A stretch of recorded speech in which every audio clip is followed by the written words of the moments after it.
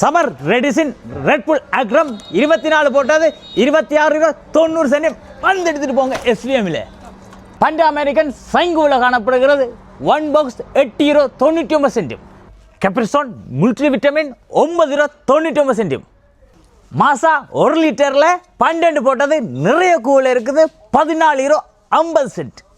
மாசா 50 CL 12 போட்டது நிறைய கூல இருக்குது 12 சென்ட் வந்து எடுத்துட்டு போங்க எஸ்பிஎம்ல.